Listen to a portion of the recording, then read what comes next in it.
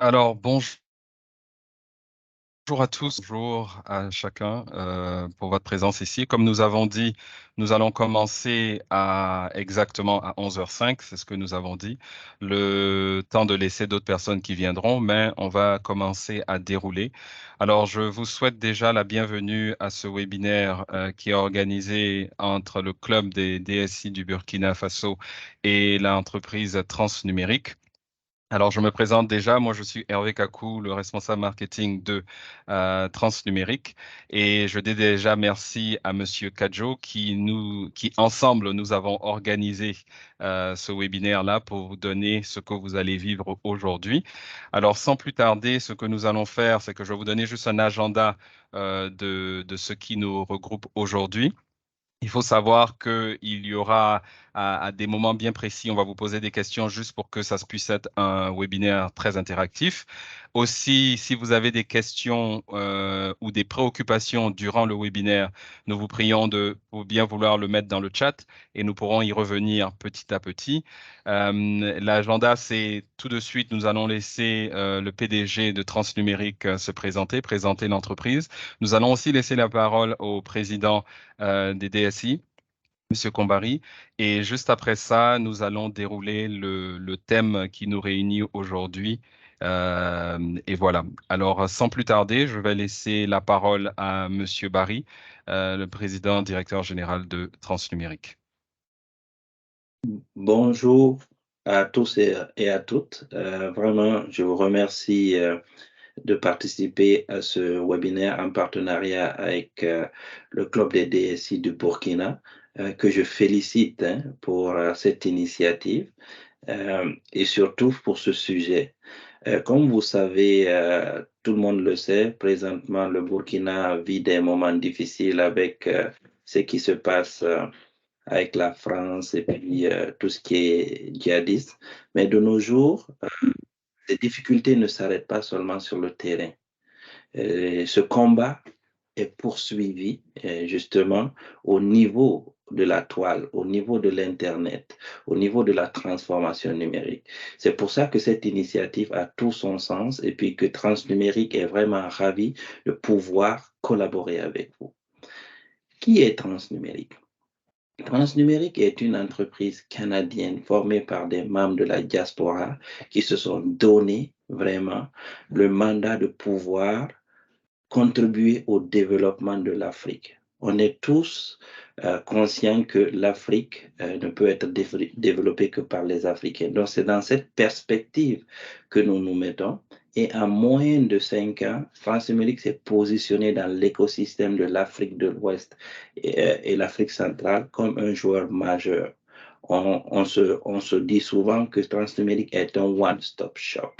Qu'est-ce que ça veut dire? Ça veut dire qu'aujourd'hui, il n'y a pas un service ou un produit au niveau de la transformation digitale que vous pouvez venir nous demander que nous ne pouvons pas vous demander, soit de manière directe, soit à travers notre vaste réseau de partenaires. Nous travaillons avec des institutions gouvernementales et nous mettons en œuvre que tous les collaborateurs, tous nos employés soient des employés locaux. Nous ne sommes pas encore présents au Burkina. J'espère que ce webinaire va faire en sorte que nous allons avoir des grands marchés au Burkina et puis il va y avoir une filiale qui est ouverte au Burkina. Donc présentement, nous sommes au Canada, nous sommes en Côte d'Ivoire, nous sommes au Sénégal, puis nous avons des bureaux à Accra au Ghana, nous avons des représentations au Gabon, au Cameroun et au Rwanda. Nous avons des gros clients dans le secteur bancaire, dans le gouvernement, et puis aussi nous déployons des solutions pour les petites et moyennes entreprises dans le développement de l'entrepreneuriat. Donc, sans plus tarder, je vais laisser la parole à l'équipe. Je sais qu'ils ont travaillé très, très, très, très fort. Il y a eu quelques nuits blanches, mais ça valait la peine. Donc, je vous repasse la parole. Bon webinaire. Merci. Merci beaucoup, Monsieur Barry. Merci pour cette intervention. Sans plus tarder, nous allons laisser tout honneur et toute gloire, comme on dirait bien, au président des DSI, Monsieur Combari, pour la parole. Voilà. Merci beaucoup, Monsieur Kakou, et merci à Monsieur le Président pour ce mot introductif. Nous sommes également très contents au travers de cette activité que nous tenons ce matin, qui dénote aussi de votre contribution par rapport en fait aux ambitions, aux activités du club. Voilà, donc bonjour mesdames, bonjour messieurs, chers directeurs du système d'information, chers responsables informatiques, bonjour à tous, vous tous qui êtes là connectés. C'est un réel plaisir pour moi de m'adresser à vous ce matin à l'occasion donc de ce webinaire voilà, organisé avec Transnumérique. On vient de voir une présentation succincte mais qui donne la teneur de toutes les capacités qu'a ce partenaire. Donc, pour ceux qui ne me connaissent pas, je suis Clément Kambari, président du club d'ESI Burkina depuis la mi-année 2023. Voilà, c'est une association à but non lucratif qui regroupe donc tous les directeurs du système d'information, les responsables informatiques des entreprises privées, publiques, parapubliques, des administrations publiques et des organisations internationales au Burkina Faso. Voilà, donc on a un mandat de 2 ans, voilà, et je sais que certains d'entre vous ne sont pas encore membres de ce club, mais étant acteurs, étant DSI, responsables informatiques sur la place du Burkina Faso, vous êtes autant concernés par cette activité et autant concernés par le club. Voilà, donc c'est l'occasion de vous dire bonjour et de dire donc que nous espérons très bientôt recevoir tous ceux qui ne sont pas encore membres, voilà, les recevoir dans le club. Ça sera avec joie pour qu'ensemble nous puissions porter haut et fort la vision bien noble de ce club, voilà, dont la teneur, c'est promouvoir l'usage des systèmes d'information comme facteur clé et gage de création de valeur pour l'entreprise et l'administration au Burkina Faso. Donc, le mandat 2023-2025 voudrait bien, entre autres, travailler sur un ou plusieurs projets d'intérêt commun où les entreprises, les organisations verront la valeur ajoutée de la participation de leur DSI aux activités de ce club. Nous voulons aussi travailler à la fédération et des efforts, des compétences, des capacités, voilà, de tous les acteurs, de tous les DSI responsables informatiques et faire en sorte que cette fédération puisse tenir dans la durée. Nous voulons donc accompagner aussi la politique gouvernementale en matière de SI et en matière de digital. Et nous voulons évidemment améliorer la visibilité du club, voilà, mobiliser plus de membres et de sponsors de financement, et tout cela à travers des valeurs que nous partageons, qui comprennent le lien social, la solidarité, le partage, l'engagement, l'ouverture, l'éthique. Nous partageons tous ces éléments. Donc, voilà un peu ramasser un peu la présentation à la fois du club et de moi. Je suis également, en termes d'activité, hein, je suis le directeur groupe des systèmes d'information de Coris, voilà, que vous connaissez. Donc, nous avons Coris Banque Internationale, Coris Maison Finance et autres. Donc, je suis le directeur groupe des systèmes d'information, également en termes d'activité. Donc, encore une fois, je voudrais donc remercier tous nos partenaires et vous remercier, vous, qui prenez du temps avec nous sur cette thématique assez très capitale, importante d'actualité. Et nous pensons que vous passerez de très bons moments. Nous ne doutons pas de votre contribution aussi durant ces webinaires et que voilà, tout se passe bien et que nous puissions en tirer un maximum. Donc, merci beaucoup. Je retourne la parole à M. Capou. Merci beaucoup, Monsieur le Président, des directeurs des SI du Burkina. Merci beaucoup. J'aime bien la partie partenaire parce que c'est ce que nous mettons en avant. Le partenaire montre qu'on se tient main dans la main et dans ce sens-là, nous voyons bien que ce partenariat, c'est un partenariat préférentiel pour pouvoir aider non seulement votre vision et accompagner votre vision. Alors, nous vous remercions pour votre intervention. Je rappelle encore une fois que durant ce webinaire, vous pourrez poser des questions dans le chat directement et nous pourrons y revenir. Le thème aujourd'hui qui nous rassemble, c'est quelle stratégie et budget mettre en place pour s'adapter et se défendre efficacement des cybermenaces émergentes. Alors, sur ce sujet-là, nous avons différents experts qui sont là. Alors, sans plus tarder, je vais laisser la parole à Monsieur Suleiman qui se présentera et qui déroulera en même temps. Mais je le rappelle encore une fois, si vous avez des questions à des moments bien précis, n'hésitez pas, mettez-les dans les chats et nous pourrons y revenir directement. Merci, Monsieur Suleiman, à vous. Bonjour tout le monde, je suis très heureux d'être ici aujourd'hui. Je me nomme Suleiman Sidibé, je suis le DGA du groupe Transnumérique. Je suis basé à Montréal. C'est vraiment un honneur de travailler sur ce dossier, en particulier ce dossier de cybersécurité, qui est un sujet, comme on dit en anglais, là, un hot subject au niveau de l'écosystème des entreprises. Aujourd'hui, on va commencer par quelques statistiques. Que savons-nous? Okay. Première question, parce qu'on parle bien entendu de cybersécurité. D'après vous, quel est le coût estimé en euros de la cybercriminalité en Afrique? Hervé va poser un sondage qu'on pourrait remplir rapidement, ce qui nous permet de rentrer un peu plus dans le vif du sujet. Qu'est-ce qui se passe autour de nous? Alors, je viens de lancer le truc. Normalement, ça a dû être affiché et vous pourrez juste répondre. On donnera 10 secondes pour que chacun puisse se connecter et à la limite répondre.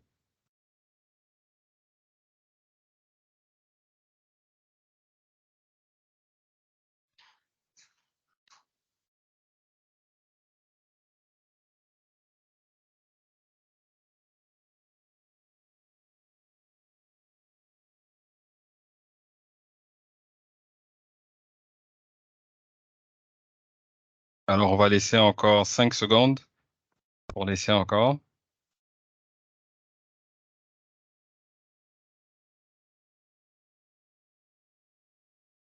Alors, c'est bon. Ce que nous voyons ici comme réponse, c'est que 67% disent que le coût estimé en euros est de 3,5 milliards et 17% disent 1 milliard et d'autres disent 500 millions.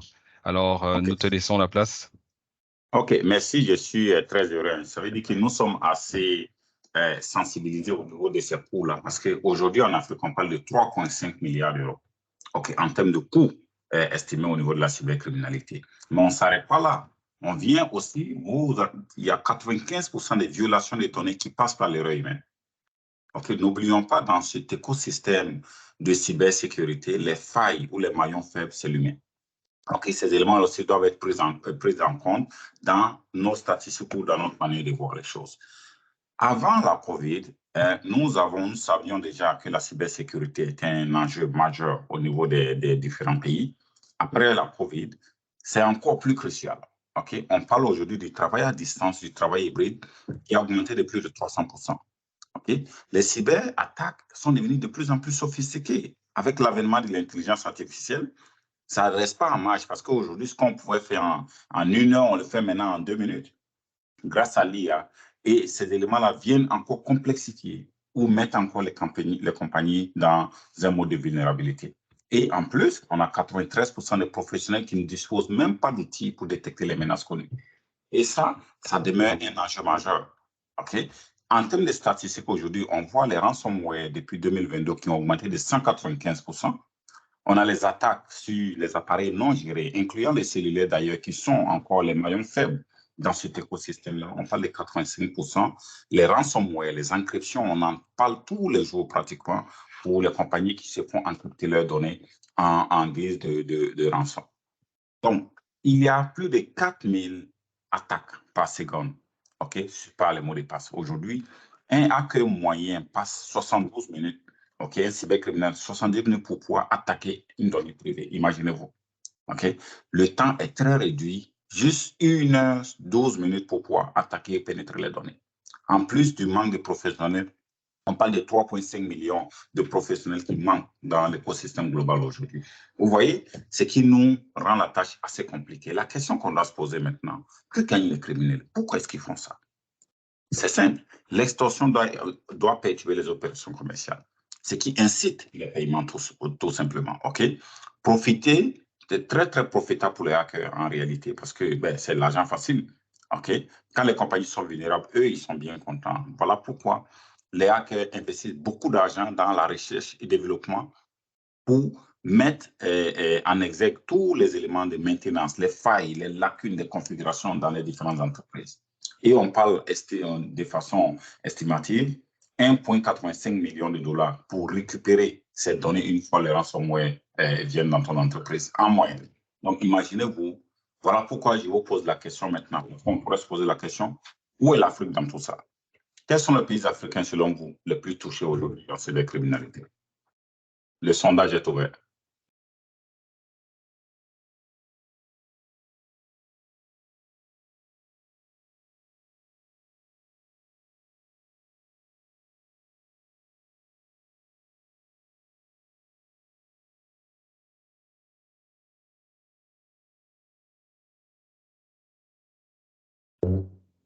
Nous allons laisser encore 10 secondes, ne t'inquiète pas, je te ferai signe, juste pour qu'on soit à 50%.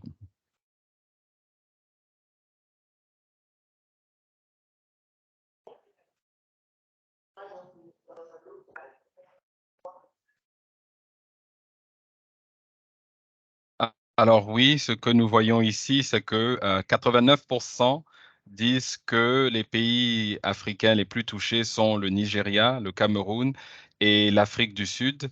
18% disent Côte d'Ivoire, Cameroun, Nigeria et 9% disent Côte d'Ivoire, Sénégal et Burkina. Okay. Je suis encore très ravi. Ça veut dire que nous sommes en sync, comme on dit en anglais, en sync avec notre audience aujourd'hui parce qu'effectivement, nous parlons en Afrique du Sud, on parle de plus de 100 millions de menaces détectées en 2020 et 2021. On parle de pratiquement quoi, un an, 2 mois.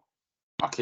Vous voyez, l'Afrique du Sud se positionne en termes de tête de file dans ces menaces-là. En Afrique de l'Ouest, c'est le Nigeria dans la tête à ce niveau-là. Le Cameroun est également plus affecté en Afrique centrale. Mais ce qui ne veut pas dire que nous sommes en marge. Il faut prendre aussi cette donnée qui vient de Trend Micro avec quelques pincettes parce que toutes les données ne sont pas divulguées. Quand les compagnies se font attaquer, souvent, la plupart cachent ces informations. Ils ne diffusent pas parce qu'ils ont peur peut-être qu'ils perdent leurs clients ou ils perdent une crédibilité. Donc, gardons ça en tête. Nous sommes également attaqués en Afrique de l'Ouest. Okay? Donc, surtout, il faut faire très attention. Aujourd'hui, l'autre question qui vient en tête, aujourd'hui, même si nous sommes en Afrique de l'Ouest, quels sont les secteurs qui sont attaqués? Sondage.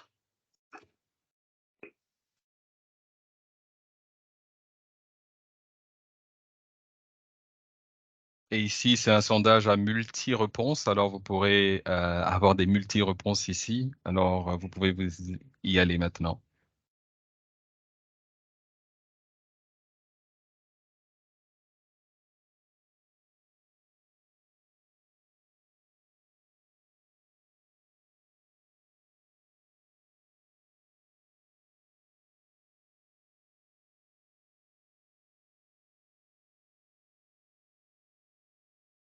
On va laisser 10 secondes encore.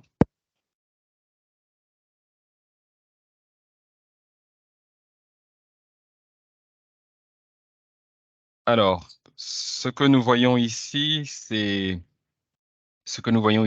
que le pôle nous dit que 25% pensent que le secteur le plus touché, c'est le secteur bancaire avec 25%. Juste après ça, le secteur des finances, 21%. Après, nous avons les technologies qui suivent avec 13%, ainsi que les médias, et 8% le secteur public. Voilà. OK, super. Donc, effectivement, nous ne sommes pas loin, mais vous allez être surpris, c'est le secteur de la santé qui est le plus touché, en réalité. Okay. Ensuite, en deuxième position, bien, le domaine bancaire, le domaine finance. N'oublions pas, le domaine pharmaceutique et l'énergie sont des éléments qui sont assez importants. Si vous regardez juste à gauche, vous allez voir en 2023, au niveau, on parle de 10 millions de dollars, près de 11 millions de dollars au niveau de la santé. Et vous allez voir au niveau des finances, on parle de 5 millions, 5,9. On parle du domaine pharmaceutique, mais arrêtons pas là. On ne doit pas s'arrêter là parce qu'en 2022, ces données étaient moindres. Ce qui arrive, c'est que c'est une croissance et ça va en évolution. Gardez ça en tête parce que tous ces éléments-là sont assez importants. Voilà pourquoi on allait chercher quels sont les types d'attaques qui nous rendent aussi vulnérables. 80%, on parle de phishing. OK?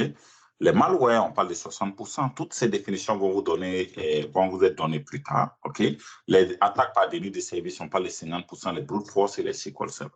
Ce qui est important, c'est que le type d'attaque vient avec les outils qui viennent avec. OK? Comment est-ce qu'on se répand? Voilà, pour cette raison, nous sommes allés faire des recherches avec les différents statistiques qui est. On parle bien entendu de Gartner, on parle de Forrester, on parle de IDC, qui sont des statisticiens dans le monde qui permettent de comparer toutes les technologies dans le monde, OK, IT. Et ça a fait le cadran. On va se focaliser juste sur Gartner ici, qui nous permet de voir qui sont les leaders au niveau de la cybersécurité. OK, aujourd'hui, ce Magic Cadran qu'on appelle Magic Cadran, qui est très connu, on parle de 2022. Vous voyez qu'on a Microsoft, on a IBM, on a Splunk, c'est pas nous qui le disons, c'est eux qui le disent à travers toutes les technologies. On s'entend qu'il y a plusieurs domaines au niveau de la sécurité. Nous avons pris le domaine des CIEM ici. Okay? Donc, ce qui nous donne pourquoi Microsoft est dans les premières loges dans ce cas. Microsoft est dans les premières loges parce que Microsoft a réussi à protéger plus de 800 000 organisations à travers 120 pays. Microsoft a un réseau de criminels qu'il surveille parce qu'en général, il y a un réseau de criminels aussi dans le marché noir que Microsoft surveille parce que c'est eux qui sortent les différentes attaques et tout ça. Donc, en termes d'analyse, on parle de 65 trillions de données en termes de menaces signalées par jour. Et on parle de 70 millions qui sont bloqués. OK? Juste l'année passée, on parle de 2022. Ce qui fait que l'année passée, les 5 dernières années, Microsoft a investi plus de 5 milliards de dollars au niveau de la cybersécurité et Microsoft prévoit investir plus de 20 milliards de dollars dans les 5 prochaines années. Vous voyez combien de fois ce domaine est très, très, très crucial pour l'avenir parce que tout le monde aujourd'hui est indirectement ou directement lié au cloud et la protection va de soi. Voilà pourquoi on pose quelques questions ici. Quelles sont les applications? Je vais laisser la parole à notre collègue Kevin qui va vous dire qu'est-ce qui se passe sur le terrain en réalité. Merci.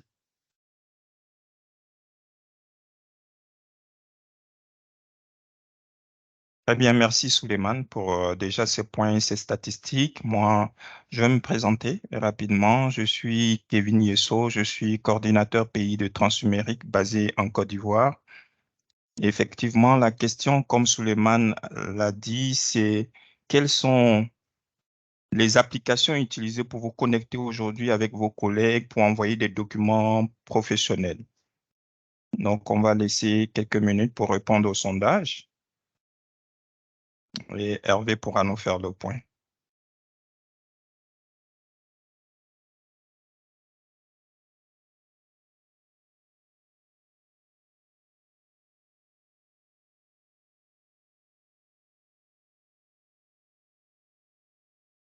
Alors, nous allons laisser encore 10 petites secondes pour pouvoir laisser le maximum de personnes. Sachez que vous pourrez toujours continuer de répondre, hein. On reviendra là-dessus, mais déjà pour pouvoir nous donner une bonne visibilité. Alors, je te donne les résultats. Les résultats ici, on a 44% disent mail personnel. Il y a 37% par WhatsApp. Il y a 7% par Facebook, 4% sur Telegram et Twitter. Alors, je te laisse la place. Très bien, merci Hervé. Et effectivement, ce rapport décrit un peu la réalité au jour d'aujourd'hui, hein, parce que WhatsApp est l'un des réseaux sociaux les plus utilisés dans le monde. Également, on a l'email personnel. Mais ce qu'on constate aujourd'hui, c'est que les gens, la plupart des organisations, pour certaines organisations, par exemple à Abidjan, organisations gouvernementales, continuent de partager des données entreprises avec leurs emails personnels. Pourtant, ils sont dans un contrat cadre de Microsoft où ils ont des licences assez sécurisées, mais par habitude, ils partagent des documents confidentiels depuis ces emails personnels-là. Alors, ça appelle plusieurs enjeux. Donc, pour les DSI, vous voyez un peu l'importance pour vous de faire de la sensibilisation aux utilisateurs. Et puis, ça parle aussi des enjeux de protection de la donnée. Il y a un autre pilier aussi sur lequel on pourra mettre le point, parce que l'idée ici, c'est de parler un peu de retour terrain, de ce qu'on constate au jour d'aujourd'hui. Et moi, je suis au niveau vente, les problématiques qui sont liées au DSI. C'est un peu ce partage-là qu'on va faire. Le slide suivant, s'il te plaît. Donc, le deuxième enjeu auquel les DSI sont confrontés, d'ailleurs, qui est une réalité au jour d'aujourd'hui, c'est surtout, on est dans un environnement qui est de plus en plus mobile. Les personnes utilisent leur téléphone personnel pour partager des données entreprises. Par exemple, on souhaite valider une facture ou un document depuis notre téléphone et pouvoir continuer à collaborer. Sauf que c'est un téléphone personnel. Donc, l'enjeu ici, comment est-ce qu'on protège les applications et la donnée entreprise sur notre device personnel? Et donc, cette réflexion aujourd'hui est en cours et pas mal de solutions de technologies pour protéger les devices et empêcher que ce soit des portes d'entrée de vulnérabilité de votre infrastructure. Le troisième pilier sur lequel on peut parler, qui est aussi un enjeu aujourd'hui, c'est surtout la protection de la donnée. Donc, comment est-ce qu'on protège la donnée aujourd'hui, la donnée entreprise? Comment est-ce qu'on fait de la classification? On fait de la gouvernance? Comment est-ce qu'on protège ces données sensibles-là? C'est sujet de pas mal de préoccupations. Et comment est-ce qu'on adapte les données entreprises à la conformité, à la réglementation? Aujourd'hui, on parle de protection des données à caractère personnel. Comment est-ce qu'on gère ces données dans un environnement qui peut être assez complexe? Et le troisième pilier, et qui sont aussi des enjeux pour les DSI, c'est la protection des identités. Donc, accès sécurisé aux identités. Et je donne un exemple. Vous avez un employé qui quitte l'organisation, mais ses accès ne sont pas révoqués. Donc, ça, c'est des problématiques qui sont réelles aujourd'hui. Donc, il a encore accès aux données entreprises avec ses accès. Donc, comment est-ce qu'on sécurise les identités, les accès? On crée un peu plus de visibilité. Comment est-ce qu'on vérifie ces identités-là?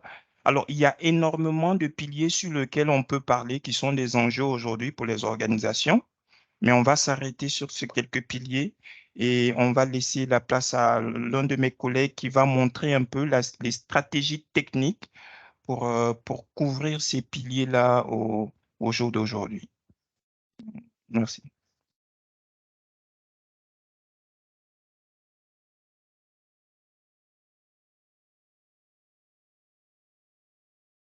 Alors, pour l'instant que Herman puisse se présenter, ce qu'on va faire, c'est qu'on va lancer directement le sondage pour la partie stratégie.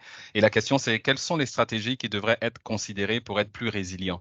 Alors, vous pourrez y répondre et on va laisser Monsieur Kofi pouvoir je veux dire, en discuter là-dessus et continuer dans la stratégie à mettre en place.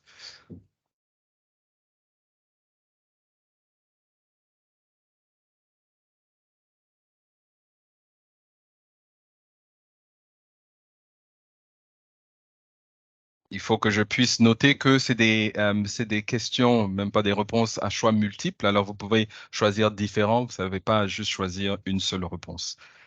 On va donner encore 15 secondes pour que chacun puisse répondre et on te laissera la place, Herman.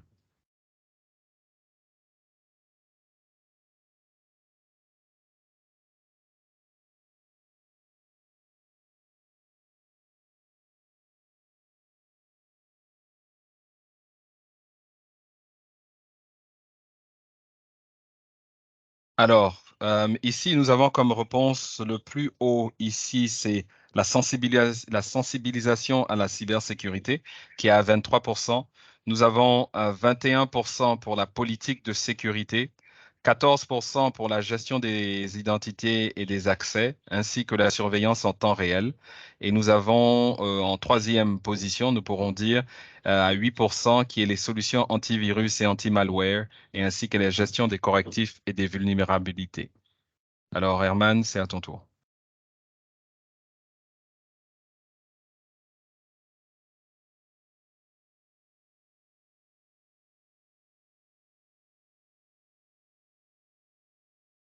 Tu es sur mute, on ne t'entend pas. Oui. Alors, bon, merci Hervé. Merci Hervé. Bonjour à tous. Merci Kevin. Alors, je suis Herman Kofi, je suis le coordinateur IT au niveau des trans numériques. Là, je suis basé en Côte d'Ivoire et je suis content d'être là avec vous, voilà, pour toucher certains aspects de la sécurité en termes de stratégie. Alors, nous allons déjà, en introduction, voilà, parler de la sécurité informatique, mais déjà donner quelques éléments en ce qui concerne le paysage actuel des menaces. Alors ici, nous pouvons constater que 91% voilà, des attaques partent des emails. Et nous avons autour de 30 720 domaines générés par des cybercriminels, voilà, chaque jour. Aussi, en termes de pertes attribuées à la compromission des emails professionnels, nous sommes à environ 1,8 milliard. Et sans compter tout ce qui est site d'hameçonnage, voilà, beaucoup répondu. Nous sommes autour de 68 000. Ça, c'est pour 2021. Alors, suivant Hervé.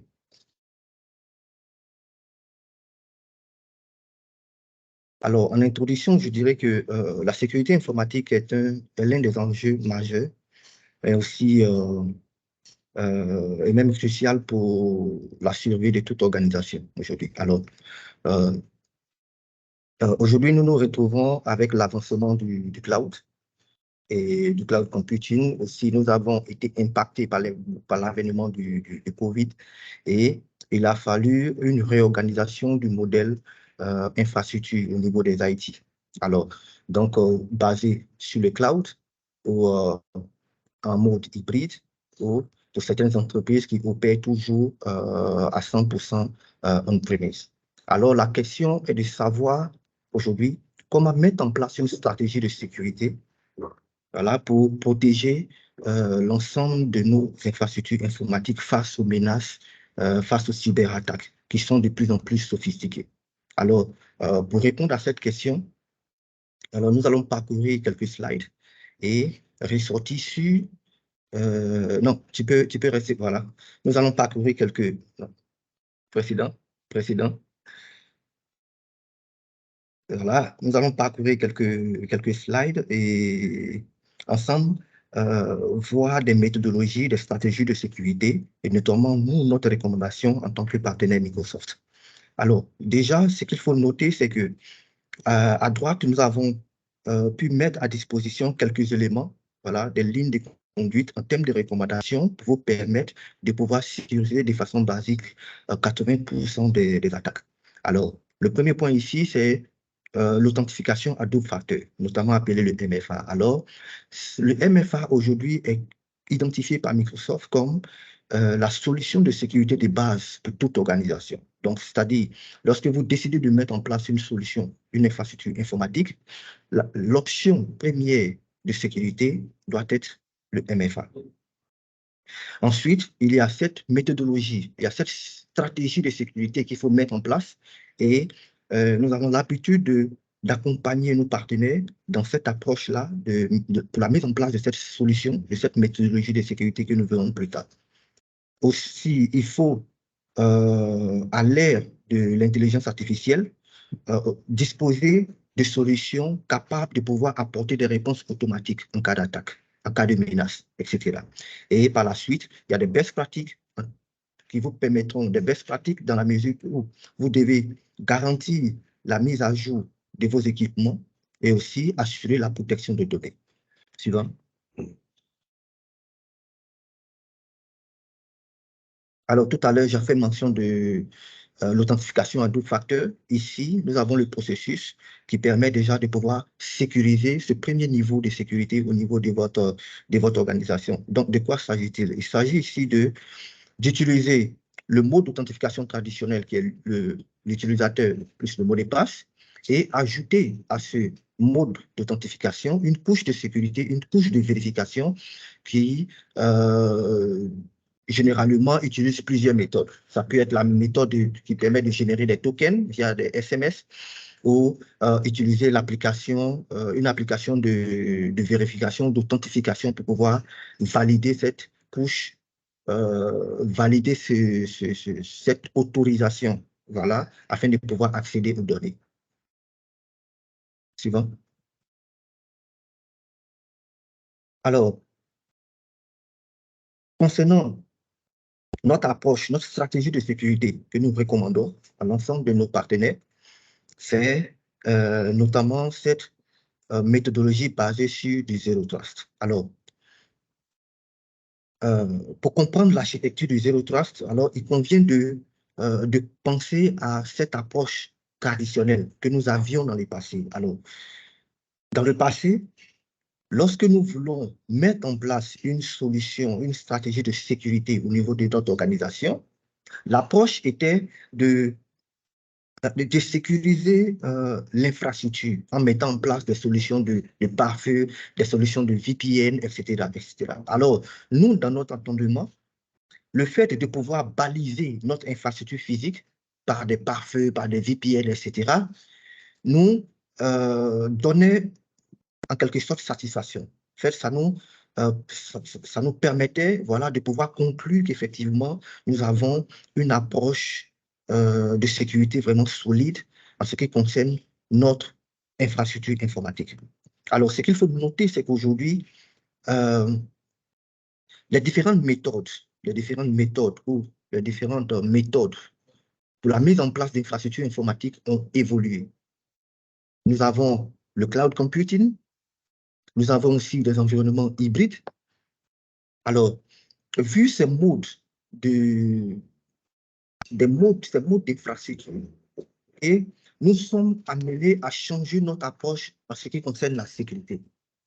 Alors, voilà pourquoi ce modèle de Zero Trust, aujourd'hui, a été un modèle qui est beaucoup plus réfléchi, un modèle qui est basé sur l'approche traditionnelle et a évolué au fil des années, a été testé et aujourd'hui est une approche vraiment mature sur laquelle est basé l'ensemble des sociétés, l'ensemble des structures de développement ou l'ensemble des structures qui luttent aujourd'hui contre la cybercriminalité. Alors, c'est quoi l'architecture Zero Trust? Alors, l'architecture Zero Trust, c'est de se dire, alors, nous sommes dans un modèle qui a évolué. Nous sommes dans un modèle où aujourd'hui, nous avons non seulement l'infrastructure physique qui est présente, mais au-delà de ça, nous avons des applications qui sont peut-être hébergées sur des solutions cloud ou des solutions third party. Nous avons des endpoints. Nous avons, avec l'avènement du Covid, nous avons l'option de télétravail. Nous avons aussi des utilisateurs mobiles, voilà, qui se déplacent fréquemment dans le cadre peut-être du travail. Nous avons donc des identités qui sont mobiles. Alors, donc comment aujourd'hui assurer cette sécurité-là au niveau, c'est-à-dire sur l'ensemble de l'architecture de façon éclatée? Alors, Microsoft a comme ça mis l'accent sur cette architecture Zero Trust parce que cette architecture permet de toucher tous les différents piliers qui entrent en ligne de compte pour la sécurisation de ce modèle cloud ou hybride. Alors, vous verrez que là, il y a au total 6 piliers sur lesquels sont fondées la méthodologie du Zero Trust. Il y a le pilier identité, il y a le endpoint, c'est-à-dire la gestion des appareils, les applicatifs, le réseau, voilà, le réseau qui était la solution de sécurité traditionnelle. On a aujourd'hui l'infrastructure et les data. Alors, ce qu'il faut comprendre, next, voilà. Alors, ce qu'il faut comprendre avec cette méthodologie-là, c'est que elle est basée sur 3 principes. Alors, le principe de la vérification explicite, c'est-à-dire qu'il faut toujours se mettre dans cette logique de toujours vérifier les accès, toujours vérifier à quoi est destinée une autorisation. Donc, vous verrez qu'au niveau de la plateforme Microsoft, il y a toutes ces solutions-là, il y a tous ces éléments qui vont vous permettre de pouvoir faire ce qu'on appelle des reviews ou des rapports, c'est-à-dire que des rapports en termes d'authentification, en termes de vérification. Il y a aussi, en termes de principe, l'utilisation du privilège, enfin du moindre privilège access. Alors, ça veut dire quoi? Ça veut dire que aujourd'hui, il faut s'assurer de ne plus exposer les niveaux de privilèges les plus élevés au niveau d'une organisation. Alors, il faut mettre en place un système qui va donner uniquement accès à un rôle, un privilège, en fonction d'une activité bien précise et sous un temps qui a été bien défini. Donc, à ce niveau aussi, Microsoft dispose de solutions qu'on appelle le Privilege Identity Management, qui vous permet de pouvoir octroyer des accès sur la base d'une action à mener, mais sur un intervalle de temps bien défini. Et le dernier principe, c'est la supposée de violation. Donc, toujours se mettre à l'esprit que nous sommes potentiellement vulnérables. Donc, c'est des actions qu'il faut supposer l'existence d'une violation de sécurité et toujours se remettre en cause, toujours être dans cette logique de pouvoir répondre en cas de menace. Voilà. Suivant.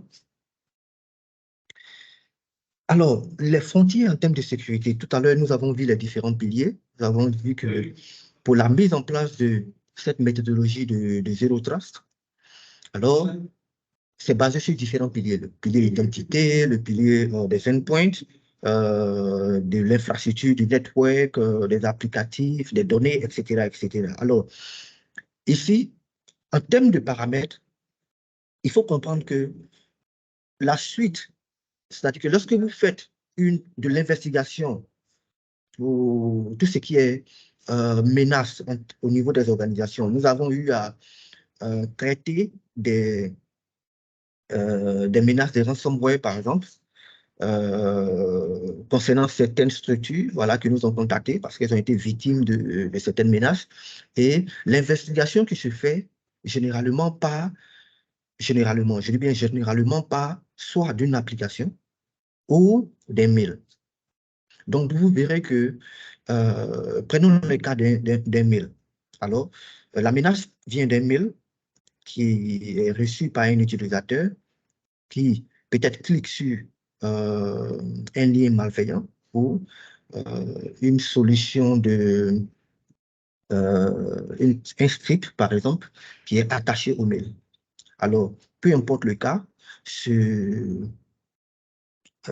cette menace-là est automatiquement téléchargée au niveau de l'endpoint, l'appareil de l'utilisateur, et au fur et à mesure se propage au niveau de l'organisation. Donc, partant d'un simple mail, vous pouvez vous retrouver avec des scripts qui sont lancés au niveau du poste de l'utilisateur. Ça va générer des formes de menaces, usurper l'identité de l'utilisateur et se propager aussi au niveau de l'ordinateur.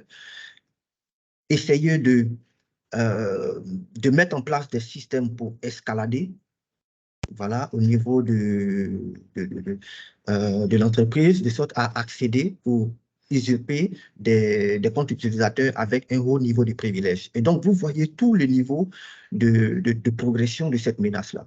Alors, l'importance de cette frontière-là, c'est qu'au niveau de Microsoft, en termes de recommandations, Microsoft dispose de solutions qui, voilà, créent cette transition-là au niveau de chaque pilier. Et donc, rendre vraiment robuste ces différentes frontières entre les différentes applications qui vont vous permettre de pouvoir solidifier la protection au niveau de votre organisation. Au suivant.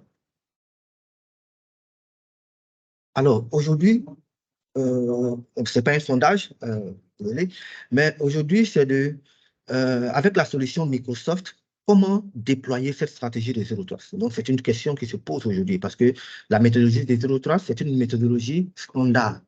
C'est une méthodologie qui a été approuvée par l'ensemble des structures qui luttent aujourd'hui contre les cybermenaces. Donc, aujourd'hui, dans notre approche, comment déployer sa stratégie Zero Trust avec Microsoft? Alors, suivant.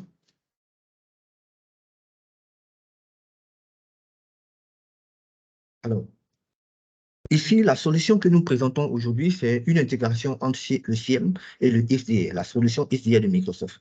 Alors, nous savons tous c'est quoi le CIEM. Le CIEM, c'est une solution de gestion d'information. Alors, l'objectif du CIEM ici, c'est de pouvoir recueillir des données via diverses sources, les analyser et par la suite mettre en place un système de réponse automatique. Donc, c'est ce qui est défini comme le SOC. Donc, lorsque vous partez dans des entreprises, il y a généralement une équipe de sécurité qui a à sa disposition un SOC.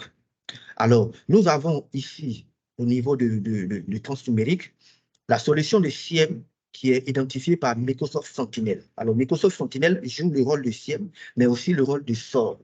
Alors, donc, les deux combinés, plus une solution de XDR. Alors, la solution XDR de Microsoft, c'est quoi? C'est une solution de défense, de détection et de réponse automatique. Alors, ça permet de collecter et de mettre en corrélation et aussi d'analyser automatiquement tout ce qui est donné. En fait, c'est des signaux. Alors, ces données-là sont collectées, ces données sont analysées grâce à de l'intelligence artificielle et automatiquement, il y a une réponse automatique qui est apportée. Donc, ça, c'est la solution de protection XDR de Microsoft. Alors, vous verrez que en top, vous avez le Microsoft Sentinel qui est votre SOC et par la suite, en bas, vous avez votre solution de XDR qui est subdivisée en deux catégories. Il y a Microsoft Defender et Microsoft 365 Defender qui est utilisé pour sécuriser l'ensemble de vos, tout ce qui est identité, l'ensemble des utilisateurs, des endpoints, etc. Et vous avez Microsoft Defender for Cloud qui permet de sécuriser votre infrastructure. Donc, si je peux faire référence à l'approche traditionnelle en termes de sécurisation de votre organisation. Suivant. Alors, ici, nous avons plus de détails concernant cette approche en termes d'intégration de votre SOC et de cette solution de protection XDR. Alors, vous verrez que, comme je l'ai dit, vous verrez que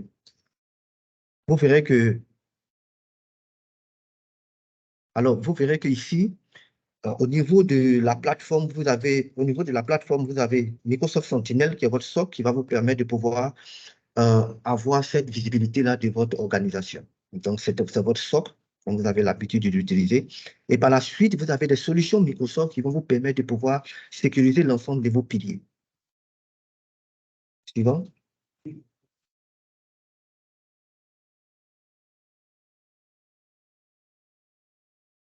Alors, oui. Alors, ici, j'ai tout à l'heure donné l'explication de Microsoft Sentinel basée sur de l'intelligence artificielle, alors qui vous permet de pouvoir recueillir des données, analyser ces données-là sur la base, tirer parti de l'intelligence artificielle pour détecter l'ensemble des menaces les plus sophistiquées et par la suite faire de l'orchestration, donc c'est-à-dire mettre en place des systèmes automatisés pour vous permettre de pouvoir gérer votre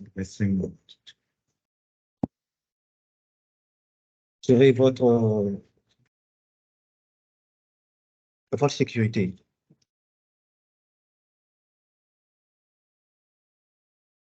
Alors, tout à l'heure, on a vu Microsoft Defender pour Cloud, qui est plus ou moins utilisé pour la sécurisation de votre infrastructure. Tu vois?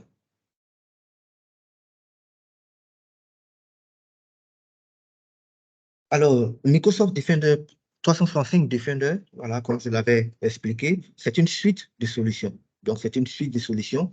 Vous avez des solutions pour la gestion, pour la sécurisation de tout ce qui est identité. Donc, ça utilise des signaux de l'Active Directory pour vous permettre de pouvoir détecter, examiner et apporter des réponses en termes de tout ce qui est action interne malveillante, voilà, dirigée contre votre organisation. Vous avez aussi le Microsoft Defender pour Office 365, donc pour la protection de vos messages électroniques et aussi des URL malveillants. Vous avez aussi Microsoft Defender pour Endpoint, voilà, c'est une plateforme unifiée de protection d'antivirus avancé, mais aussi qui vous permet d'apporter des réponses automatiques lorsque vous êtes victime, par exemple, de menaces au niveau de votre endpoint, votre appareil, etc., etc. Voilà. Ensuite, suivant. Alors, là, nous avons un portefeuille de sécurité. Alors, vous pouvez constater avec moi pas mal de solutions. Nous avons identifié en forme d'intégration pour la mise en place de cette solution de sécurité avec le CIEM et le XDR. Mais au-delà de ça, Microsoft offre pas mal de solutions qui vous permettront de pouvoir assurer la sécurisation de votre organisation de façon complète. Donc, vous avez au centre Microsoft Security Copilot, voilà, qui est une plateforme qui vous permet comme ça de pouvoir avoir une visibilité. Voilà, c'est un outil d'analyse de la sécurité optimisée qui est basé sur de l'intelligence artificielle et qui vous aide à l'analyse et à la réponse de façon automatisée, mais à un temps vraiment limite. Alors, cette solution n'est pas encore publique de façon globale, mais elle est disponible disons en preview, si on peut le dire comme ça. Vous avez aussi Microsoft Purview, voilà, qui est une solution de protection des données. Donc, aussi Microsoft Priva, voilà, Microsoft Priva qui est cette solution de gestion des risques et des conformités. Vous avez aussi Microsoft Intune qui est votre solution de gestion de tout ce qui est mobile, la gestion des devices, donc c'est du MDM, et ça vous permet de pouvoir enrôler l'ensemble de vos équipements et faire du management au niveau de ces différents équipements-là. Voilà. Alors, donc, Alors, on va passer maintenant à la partie démo pour que vous puissiez digérer, si je peux dire ça comme ça, tout ce qui a été dit. Et un dernier sondage qui va vous être envoyé maintenant avant que notre collègue Papa Rassoul puisse faire la démo pour vous montrer tout ce dont nous avons échangé avec Herman ici. Et la question ici, c'est quelles sont les solutions de protection des emails que vous avez mis déjà en place? Alors, vous pourrez répondre. Encore, c'est multi-réponses. Non, c'est une seule réponse. Et nous pourrons avancer. Pendant ce temps, Rassoul, tu te prépares pour que nous puissions passer à la démo et après ça aux questions. Je rappelle encore une fois que si vous avez des questions, des préoccupations, on a vu une de vos questions concernant le taux de réussite. Nous allons y revenir juste à la partie questions et réponses, mais on va le prendre en charge, ne vous inquiétez pas. S'il y a d'autres personnes qui ont des questions, n'hésitez pas à les poser dans le chat et nous pourrons y revenir.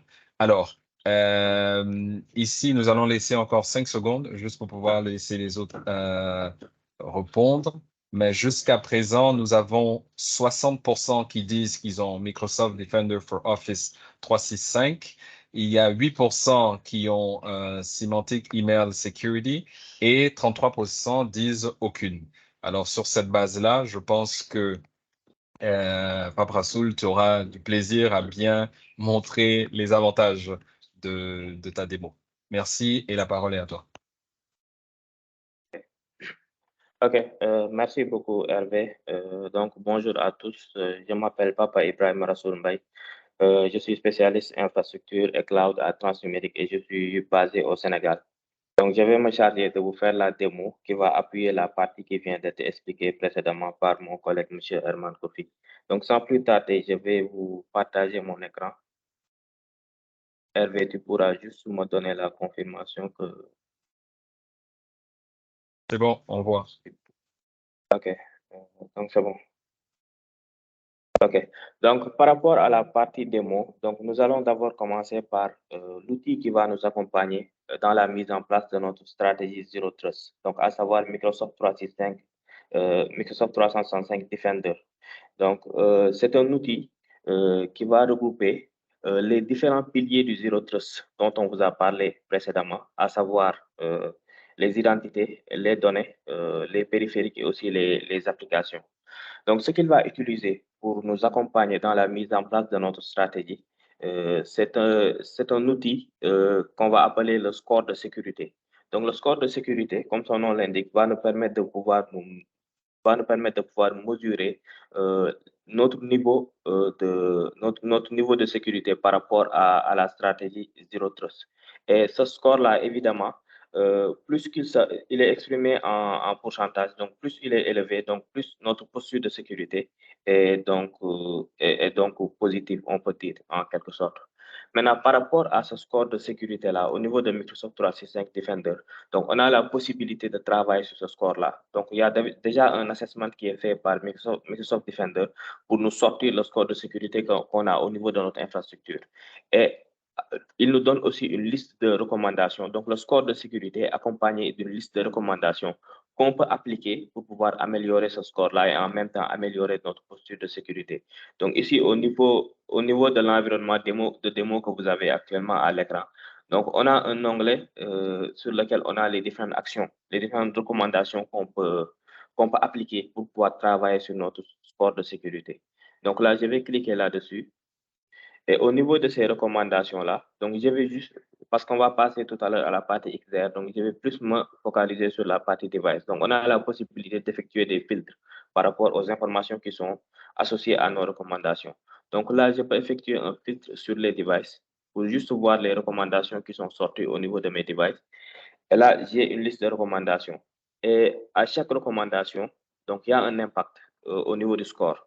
Si la recommandation est appliquée, donc on aura un pourcentage qui va s'ajouter à notre score d'identité et ça va nous permettre de pouvoir améliorer notre posture de sécurité. Donc, juste pour exemple, je peux prendre la recommandation numéro 11 qu'on a ici, qui consiste à pouvoir utiliser la protection avancée contre les ransomware. Donc, Microsoft Defender for Endpoint permet de faire.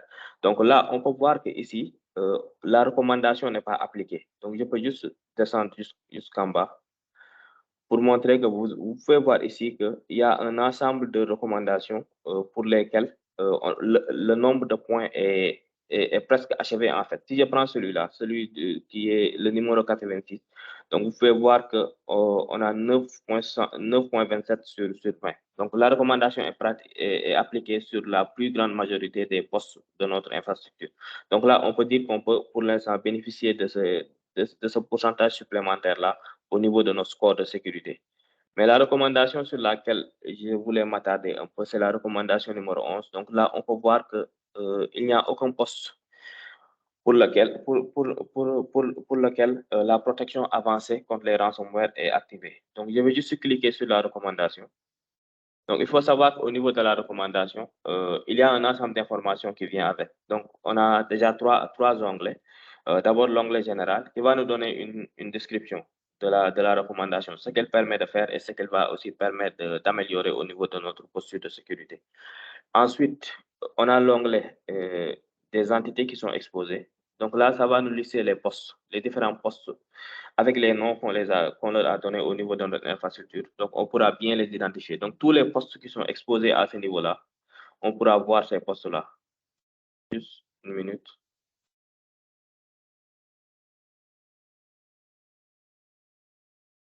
Donc, excusez-moi, je vais juste actualiser pour qu'on puisse voir cette partie.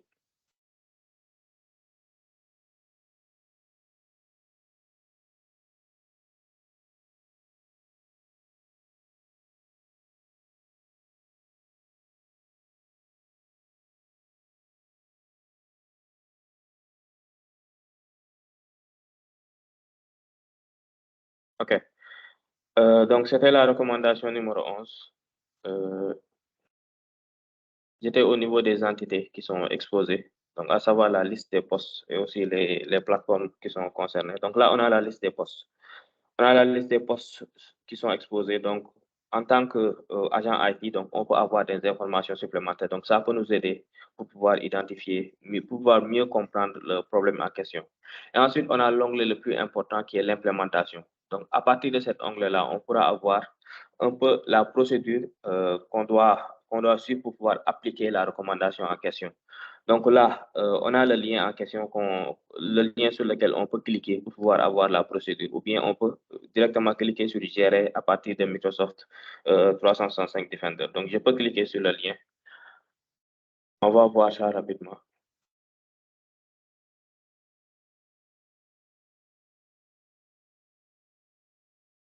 Et là, au niveau du lien, donc là, on est plus focus sur la recommandation en tant que telle. Et au niveau des options d'implémentation, on a la procédure. Donc, la procédure à suivre pour pouvoir appliquer la recommandation. Donc, la procédure est constituée de 3 étapes. Et là, on a les liens qui vont nous permettre d'avoir les procédures au niveau des différentes étapes. Donc, en premier lieu, il faut remplir 3 conditions. Donc, qui constituent les étapes. Il faudra que notre antivirus soit activé et que la protection en temps réel soit forcée. Donc, ce qui va permettre de faire ça, l'outil qui va permettre de faire ça, c'est l'outil de gestion de périphérique dont mon collègue a parlé précédemment, à savoir Intune. Donc, à partir d'ici, on pourra ouvrir un ticket à l'équipe qui gère la partie device. Donc, le ticket va le donner des explications détaillées sur ce qui est requis. Donc, à ce niveau-là, ils pourront faire ça. À la deuxième étape aussi, il faudra que la protection cloud soit activée au niveau de Microsoft Defender for Endpoint. C'est toujours Intune qui va nous permettre de pouvoir faire ça. Et en troisième lieu, donc, il y a la règle de surface de réduction, donc qu'on doit mettre en mode bloqué. Donc, c'est toujours Intune qu'on va utiliser. Donc, quand on est dans le cloud, c'est toujours Intune qu'on va utiliser. Donc, on a aussi la possibilité d'utiliser un groupe policy, donc à savoir un GPO pour les infrastructures locales. Donc, ici, on a la procédure qui va nous permettre de pouvoir appliquer la recommandation en tant que telle. Et c'est ainsi de suite pour toute la liste des recommandations qu'on a ici. Donc, on peut suivre l'ensemble des recommandations, suivre les procédures, appliquer les recommandations et pouvoir améliorer notre score de sécurité et en même temps améliorer notre posture de sécurité. Donc, c'était ça sur la partie score de sécurité par rapport à Zero Trust. Donc, ensuite, on a la partie XDR. Donc, la protection de nos devices avec Microsoft Defender for Endpoint. Donc là, je suis dans un environnement dans lequel l'enrôlement des devices sur Endpoint a déjà été fait. Tous les devices sont déjà inscrits sur Microsoft Defender for Endpoint. Donc là, en tant qu'administrateur, j'ai un tableau de bord sur lequel je peux voir les informations de sécurité qui sont liées à mes différents devices. Là, j'ai la possibilité d'effectuer des filtres. Déjà, j'ai un tableau de bord qui me montre, par exemple, les devices qui ont un risque élevé et aussi les devices qui sont exposés, qui ont un niveau d'exposition qui est plutôt élevé. Donc, je peux, par exemple, me focaliser sur ces devices-là pour pouvoir voir des informations par rapport à ça. Donc, pour exemple, je peux juste prendre un device. Je prends un device pour lequel le niveau d'exposition est plutôt élevé et on peut voir ce qu'on peut faire par rapport à ce device-là. Donc, juste une minute. Je vais d'abord filtrer.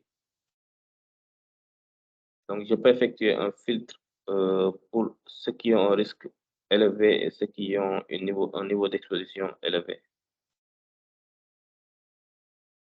Donc là, j'en ai un seul. Je vais l'utiliser pour la démo. Et là, on a une page qui se focalise plus sur le device en question. Donc, en tant qu'agent des opérations de sécurité, en tant que chargé des opérations de sécurité. Donc, à partir d'ici, on peut avoir des informations par rapport au device en question. D'abord, on a une vue d'ensemble. Donc, la vue d'ensemble donne des informations générales par rapport au device. Donc, ça peut toujours être important, le système d'exploitation, le compte qui est connecté et tous les détails techniques par rapport au device, tels que l'adresse IP utilisée, etc. Mais on a aussi la page des incidents, donc des alertes et des incidents. Donc, on avait dit tout à l'heure que Defender for Endpoint va pouvoir générer des incidents de manière automatique par rapport aux devices qu'il gère. Donc ici, au niveau de la page des devices, on peut voir un ensemble d'incidents. Donc tous les incidents qui sont générés au niveau de ce poste en question. Donc on peut cliquer sur un incident, donc n'importe lequel. Et là, on peut avoir les informations qui sont relatives à l'incident en question.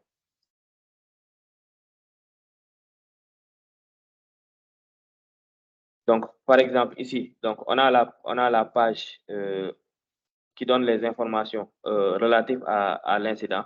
Donc, on peut l'utiliser, on peut utiliser ces informations-là pour pouvoir apporter des actions de remédiation ou bien des actions de correction par rapport aux différents incidents qu'on a. Donc, ensuite, je vais revenir sur le poste. Donc, sur le poste, quelques actions intéressantes qu'on peut effectuer sur le poste à partir de la plateforme admin. Donc, on peut par exemple effectuer un scan. Donc, Defender for Endpoint, la partie cliente se trouve sur le poste en question, le poste sur lequel je suis actuellement. Mais à partir d'ici, je peux exécuter un scan. Donc, on a deux types de scans. Donc, on peut avoir un scan qui est rapide, aussi un scan qui est complet, en fait, le full scan, qui va permettre de pouvoir effectuer le scan de tout le périphérique. Donc, toutes les données qui sont au niveau du disque dur. Donc, à partir d'ici, on peut lancer le scan. Et en principe, le scan antivirus donc, peut permettre de pouvoir détecter les menaces et vulnérabilités qui sont au niveau du poste. Et ça peut aussi permettre de pouvoir, par exemple, on a des menaces, on considère qu'on a des menaces et des vulnérabilités qui sont générées par ces alertes qu'on a ici. Donc, ce scan-là pourra supprimer automatiquement ces fichiers qui sont vulnérables ou bien les mettre en quarantaine, donc pour protéger le device en question. Maintenant, au-delà du scan, on a aussi la possibilité de faire une restriction au niveau de l'exécution des applications. Donc, en tant que chargé des opérations de sécurité, donc on peut peut-être considérer qu'il y a un fichier malveillant qui se trouve au niveau de notre infrastructure en interne. Donc, pour des postes assez sensibles qu'on veut protéger, donc on a la possibilité de pouvoir activer de bloquer l'exécution des applications. Donc, si cette option-là est activée par l'administrateur, donc l'utilisateur ne pourra pas exécuter un fichier exécutable ou bien aussi un fichier qui est malveillant. Donc, d'habitude, les fichiers malveillants sont des fichiers exécutables. Donc, avec cela, on peut avoir la possibilité de faire ce blocage de ces fichiers malveillants-là pour qu'on puisse travailler sur les d'autres options de correction par rapport à l'état de notre poste actuel. Autre chose aussi, donc on a un outil très puissant au niveau de Defender for Endpoint, qui est les sessions qui est la session de réponse automatique. Donc là, on a la possibilité d'avoir une interface de commande sur laquelle on va exécuter des commandes sur le poste en question. Donc, on peut utiliser des scripts PowerShell, par exemple, pour pouvoir améliorer la sécurité du poste, ou bien on a une option de correction qu'on veut effectuer manuellement, on veut supprimer un logiciel qui est malveillant, ou bien on a des actions de sécurité à exécuter sur le poste en question. Donc là, on a une invite de commande qu'on peut utiliser pour pouvoir accéder au poste en question. Donc, je peux rapidement montrer ça. Donc là, à ce niveau, j'ai une autre interface. Au niveau de ce PC-là, je peux, par exemple, exécuter la session de réponse automatique. Donc là, je peux cliquer là-dessus.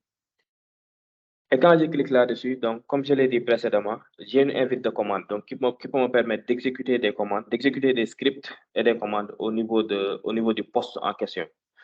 Donc, à ce niveau-là, on a d'abord la commande help qui va nous permettre de pouvoir afficher la liste des commandes qui sont disponibles au niveau de ce script-là. Mais juste noter aussi qu'on pourra exécuter les scripts d'extension PS1, à savoir les scripts PowerShell. On pourra les utiliser à ce niveau-là.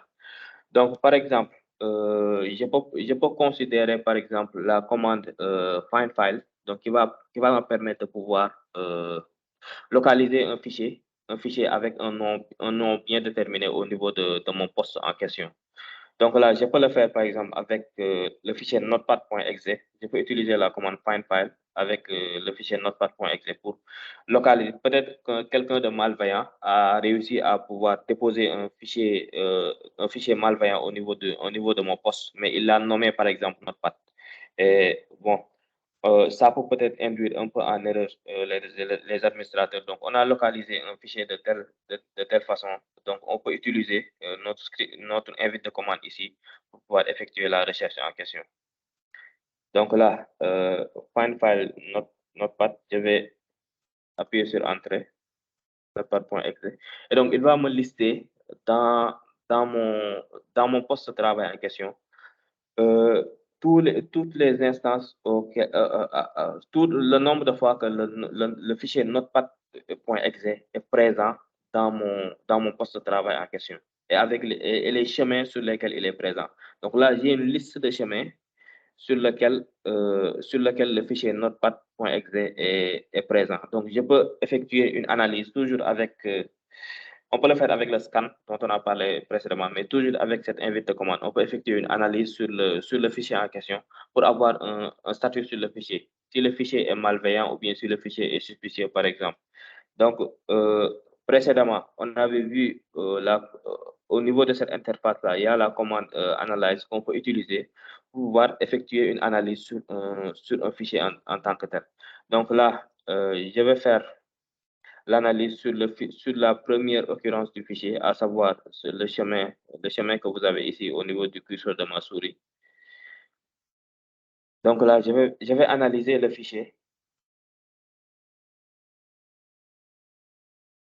Et là, il va me retourner le résultat. Donc, le statut ici, c'est clean. Donc, ce n'est pas suspicious ou bien quelque chose d'autre. Donc, juste pour montrer qu'on a la possibilité d'effectuer avec Defender for Endpoint, donc des analyses personnelles sur un poste en question. Donc, c'est bon pour cette partie.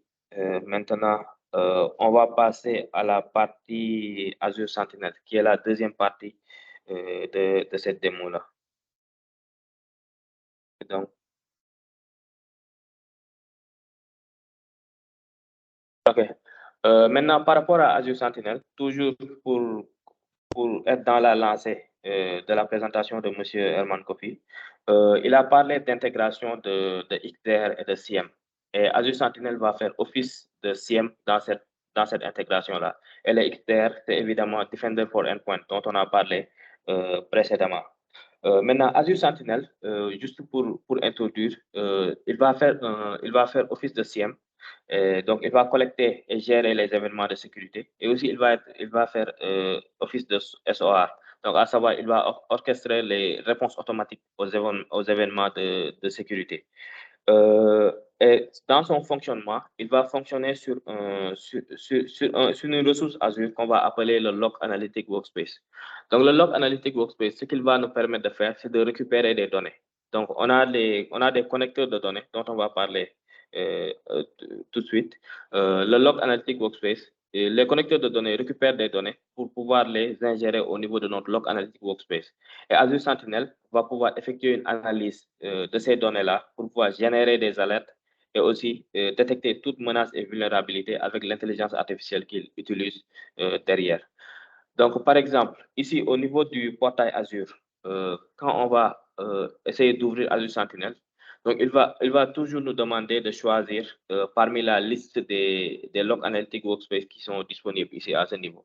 Donc, par exemple, si je voulais créer un nouveau espace de travail sur Sentinel, il va d'abord me demander de créer un Log Analytic Workspace. Donc, juste pour montrer que le Log Analytic Workspace est lié à Sentinel. Donc, Sentinel ne peut pas fonctionner sans le Log Analytic Workspace.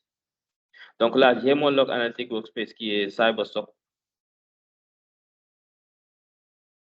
Et quand on l'ouvre, donc là, on a le menu d'accueil d'Azure Sentinel. Donc, d'abord, la vue générale. Donc, au niveau de la vue générale, on a la liste des incidents. Donc, les incidents qui sont toujours actifs et aussi l'état des incidents, les incidents qui ont été clôturés. Donc, à partir d'ici, on peut juste avoir une entrée par rapport aux informations qu'on a ici. On a aussi les informations par rapport à l'automatisation. Donc, on va terminer tout à l'heure par l'automatisation et aussi les informations par rapport aux données. Donc, la quantité de données qui est en train d'être ingérée sur Sentinel avec l'aide de nos connecteurs de données. Donc, Sentinel va fonctionner sur le Log Analytic Workspace, mais le Log Analytic Workspace va utiliser les connecteurs de données pour pouvoir recevoir des données. Et donc, à ce niveau, on a une liste de connecteurs de données qui sont disponibles au niveau de Sentinel. Et donc, ces connecteurs de données vont pouvoir permettre de récupérer des données à partir de diverses infrastructures. Donc, ça peut être des infrastructures qui viennent d'autres fournisseurs de cloud, comme par exemple ici, on a Amazon Web Services. Ça peut aussi être des infrastructures qui sont on-premise, des infrastructures qui sont locales. Donc là, par exemple, on a un équipement Palo Alto Network, donc un équipement réseau à partir duquel on peut récupérer des données et le faire ingérer à notre espace Azure Sentinel.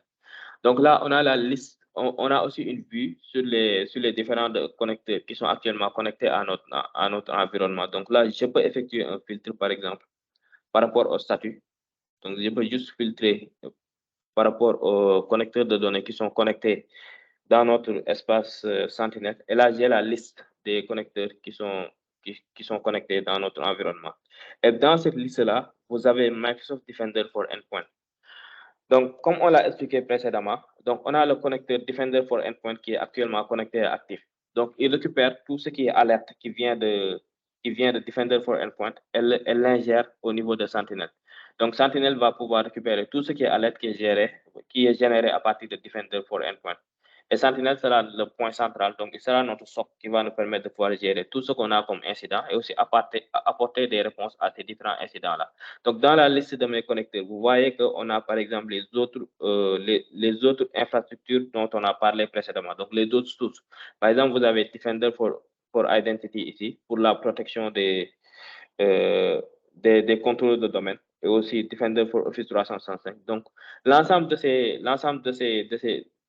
sources de données-là sont connectées à mon environnement Azure Sentinel. Donc, Sentinel va constituer un SOC qui va me permettre de pouvoir gérer tout ce qui est alerte. Ça sera le point central qui va me permettre de pouvoir gérer tout ce qui est alerte, qui est détecté ou bien qui est généré au niveau de mon infrastructure.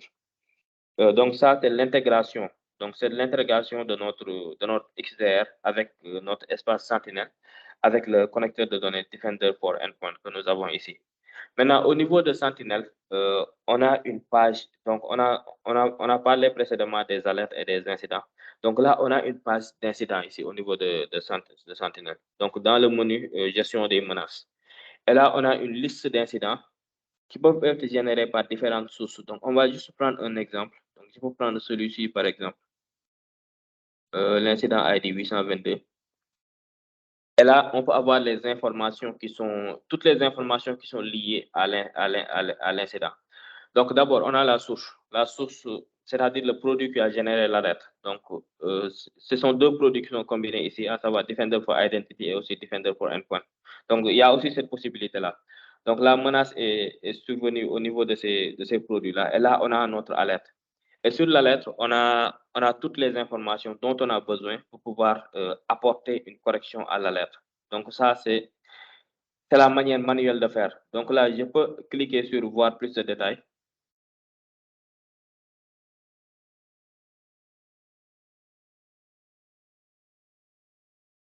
Une minute jusqu'à le temps que ça se charge.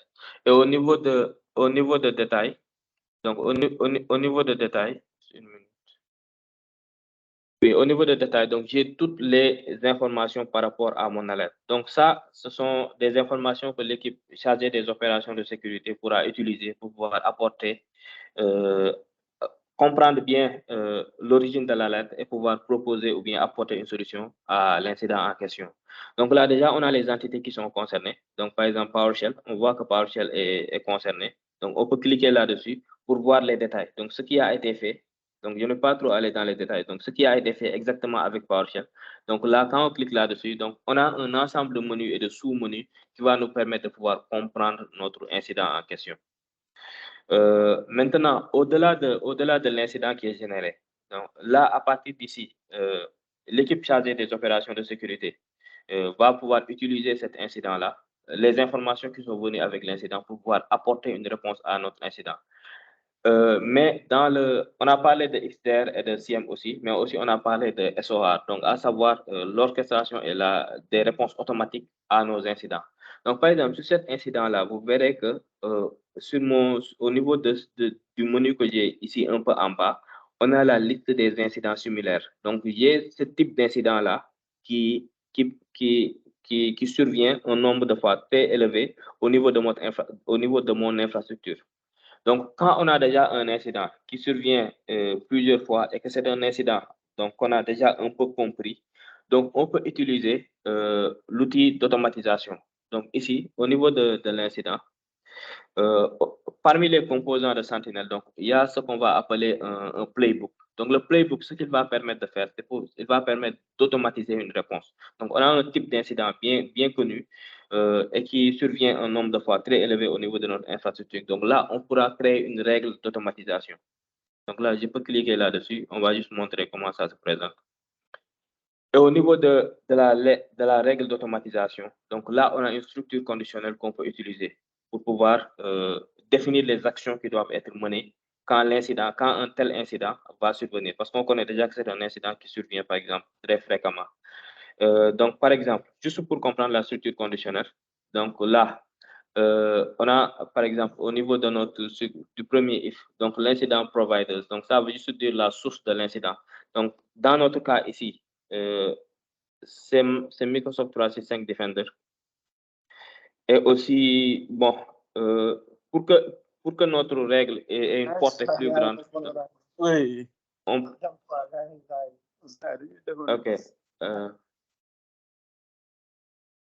Il y a un micro. Ah, vous l'avez? C'est bon. OK. Donc, c'est bon. Excusez-moi. Donc, je disais que pour que la portée de l'application de notre règle d'automatisation soit plus large, donc on peut juste laisser la première condition. Donc, à savoir, l'incident vient de, par exemple, Microsoft 365 Defender. Et donc, pour plus avoir de précision par rapport à l'incident, donc là, on peut ajouter des conditions. Donc là, on a un ensemble de propriétés qu'on peut utiliser pour pouvoir définir notre règle. Donc, par exemple, on peut prendre la sévérité. Je vais juste donner un exemple. Donc, quand l'incident est, par exemple, élevé, par exemple. Donc là, on peut l'appliquer à notre règle, par exemple. Et aussi, pour que ça soit bien défini, on peut aussi prendre la description.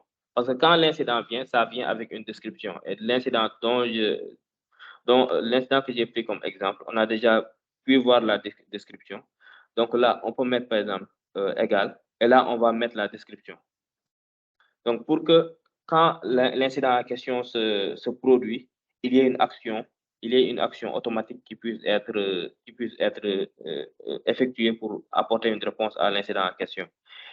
Donc là, ce sont les conditions. Et enfin, en dernier lieu, on a l'action.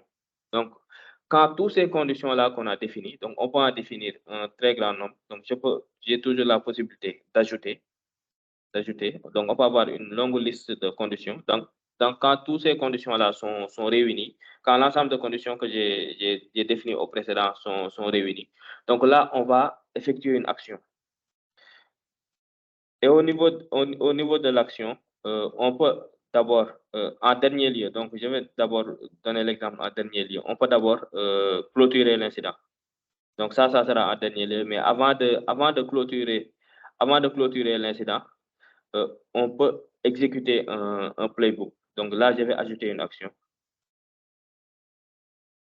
Faut oublier que c'est bientôt le truc pour qu'on passe à l'autre étape. Alors, il faudra peut-être accélérer, s'il te plaît. Oui, je termine rapidement. C'est la dernière partie, en fait. Donc, ici, au niveau des actions, donc là, on peut exécuter un playbook. Donc, à chaque fois que cet incident va survenir, on pourra, à ce niveau-là, on peut choisir le playbook en question.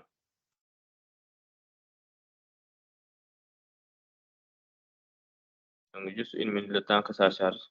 Et quand on choisit, par exemple, exécuter un playbook, là, il va nous donner la liste des playbooks qui sont disponibles. Donc, les playbooks, on va aussi les appeler des fois des Azure Logic App.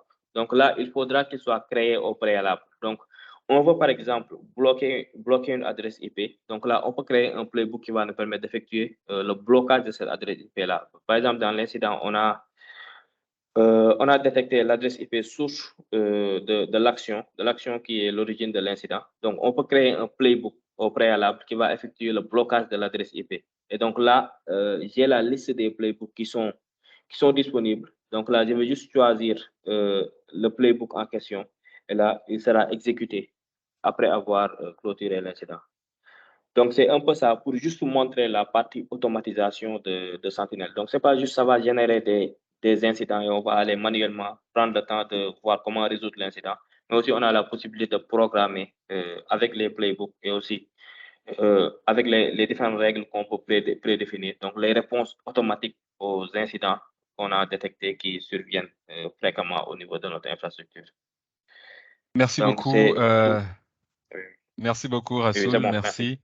Nous avons seulement 10 minutes qui nous restent, comme on a commencé avec 10 minutes de retard, 5 à 10 minutes de retard. Nous avons 10 minutes. Nous allons passer à l'étape du budget qui ne durera pas plus de 2-3 minutes, que nous allons laisser M. Suleiman le faire. On va finir après ça avec M. Kevin, qui aura des recommandations et le mot de fin par le PDG de Transnumérique et bien sûr le président des directeurs des DSI du Burkina. Merci et soyez dans le temps, s'il vous plaît. OK, merci, merci à tous. Encore une fois, merci à Papa pour cette belle démonstration. Nous avons parlé de beaucoup de statistiques aujourd'hui. Nous avons parlé de qu'est-ce qui se passe sur le terrain en réalité avec notre collègue Kevin. Nous avons parlé de stratégies au niveau de sécurité de façon technique, voir quelles stratégies mettre en place de façon technique. Papa a fait une démonstration de Microsoft Sentinel et les Defender. Ce qui est important pour nous, la question qui vient tout le temps quand on parle au DSI, j'ai pas assez de budget, quels sont mes budgets, qu'est-ce que je dois faire? Donc ici, nous, déjà avec Microsoft, nous avons 60% de réduction de budget tout de suite. Une fois que tu consolides les différents outils, vous voyez que les outils sont un peu comme tout imbriqués en un. Donc, dès que tu l'as, ben, tout de suite, ils deviennent plus efficients parce que c'est plus facile de gérer les licences de façon plus globale. Avec l'intelligence artificielle incluant le copilot de sécurité, l'automatisation, comme on a vu avec les Logic Apps et tout ça des Sentinelles, permet aussi de régler pas mal de problèmes en termes d'efforts humains. Et on parle de plus d'unification. Okay? Donc, pour prendre un cas plus concret, si vous avez $63 par utilisateur que vous payez sur différents outils, okay, qui viennent de multi-vendors, standalone et autres, tout ça, parce qu'en général, les infrastructures sont de ce genre-là, en venant avec la stratégie unifiée de Microsoft, vous allez payer $24. Donc, ça vous fait 60% d'économie. Ça, c'est un cas concret avec les licences un peu plus approfondies. Si vous allez voir tout de suite que vous gagnez un peu plus d'argent. La question qui vient très souvent également, c'est vous dire, ben, quels sont les différents, comment est-ce que j'ai défini mon budget en réalité? En fait, il y a plusieurs méthodes, mais nous avons sélectionné 2 méthodes ici. Il y a une première méthode qui vient des recommandations de Deloitte en 2021 qui nous dit qu'une compagnie doit normalement mettre 0,3 à 0,5% de son chiffre d'affaires dans la sécurité. Donc, ce qui veut dire pour 20 millions, on a entre 60 000 et 100 000 $ d'alloués pour la sécurité. Méthode 2, la proportion des investissements en TI peut être définie par la compagnie pour dire 7% de notre chiffre d'affaires. En général, aller chercher 14% de ce budget-là dans les recommandations, dans le budget qui est alloué. Et ça, quand vous faites ça, une fois que vous avez un budget, ne vous arrêtez pas là. Assurez-vous que vous avez les KPIs nécessaires pour pouvoir les mesurer. On parle de mise en place des KPIs, avec bien entendu, il y a beaucoup d'outils qui donnent des taux de réussite, taux de pénétration. Quelqu'un parlait tout à l'heure, est-ce qu'on a des statistiques sur les taux de réussite? C'est un peu dans ce genre-là. C'est que vous avez des outils qui vous permettent d'avoir ça. Okay? Les surveillances, les journaux, les détections automatiques, les détections avec des robots. Nous avons également l'audit de sécurité. N'oublions pas, en général, on ne sait pas ce qu'on ne sait pas. Faites un audit, faites vérifier votre infrastructure, assurez-vous que vous avez tous les éléments nécessaires en termes de recommandations. Ensuite, faites également des tests d'intrusion, des tests de pénétration de façon récurrente. Donc, je vais m'arrêter là parce que le sujet du budget est un sujet assez passionnant. Je vais passer la parole à notre collègue Kevin qui va continuer avec vous. Merci beaucoup.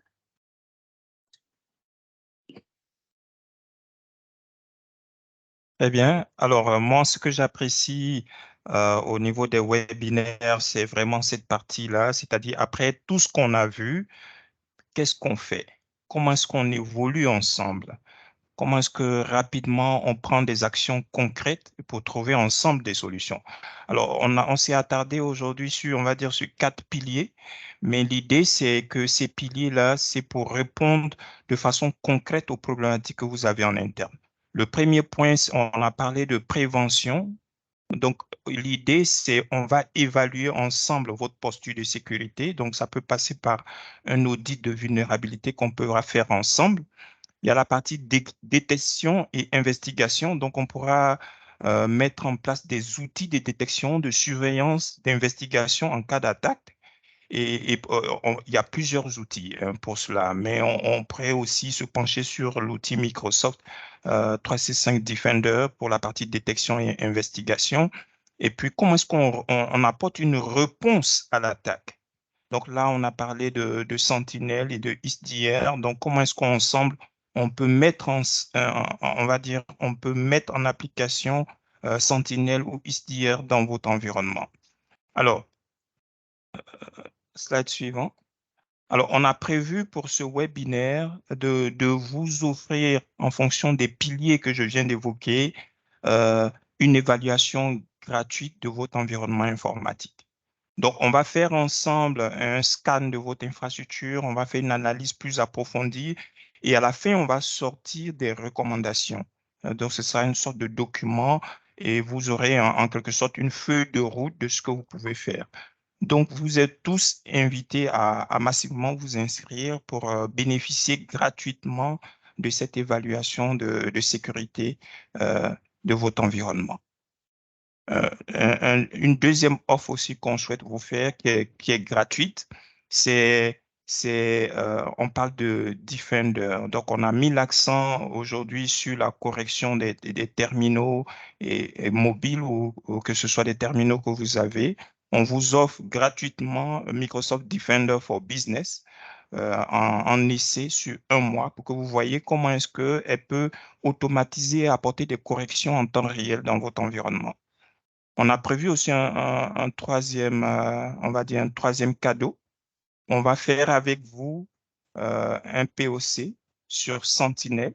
Donc, tous ceux qui sont intéressés par ça pourront s'inscrire également pour qu'on puisse ensemble regarder cette partie-là.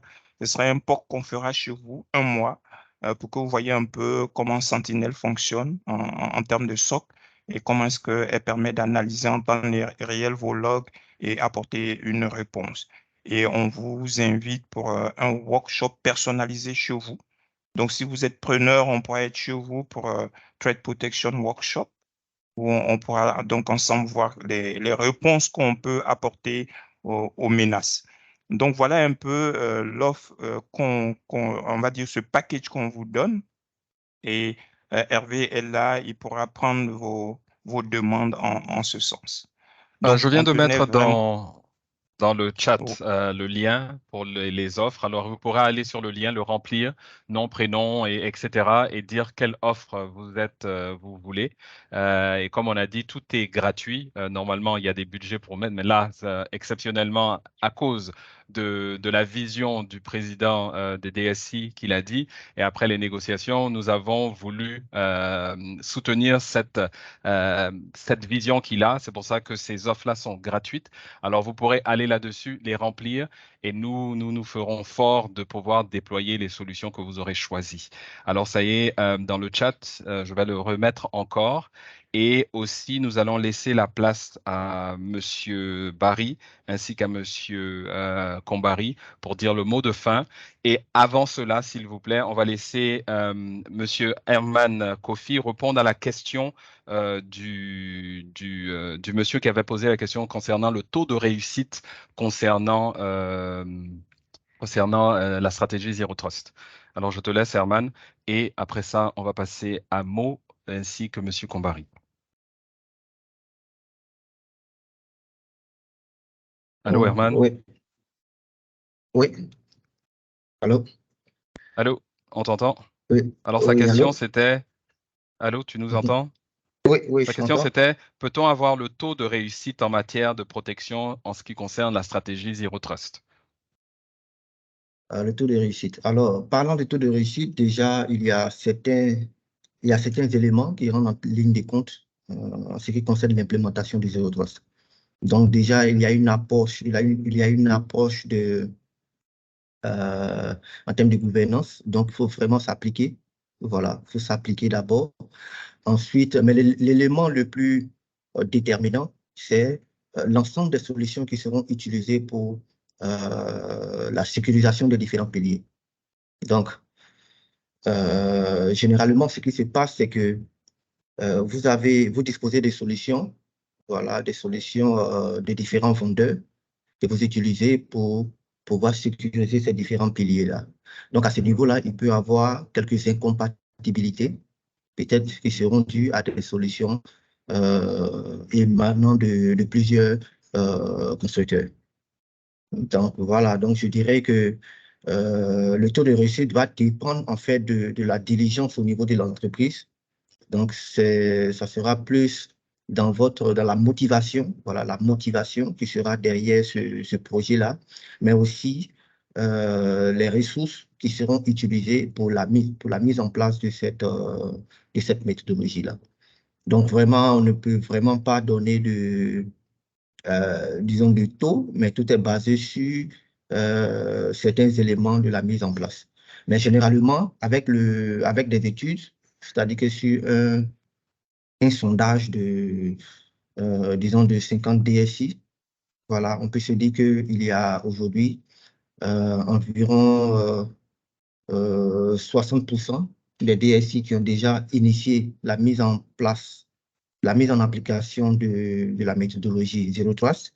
Et à 80%, ces structures qui ont utilisé les solutions Microsoft ont eu un taux de réussite vraiment élevé en ce qui concerne la mise en place du Zero Trust. Merci beaucoup pour ta réponse. Nous espérons avoir répondu, monsieur. Sinon, vous pouvez juste le remettre dans le chat et nous y reviendrons. Nous allons laisser la place avant que je clôture à monsieur Barry, ainsi après à monsieur Clément Combary pour le mot de fin. Rebonjour à tous et à toutes. J'espère que vous avez passé un excellent moment, comme je l'ai passé.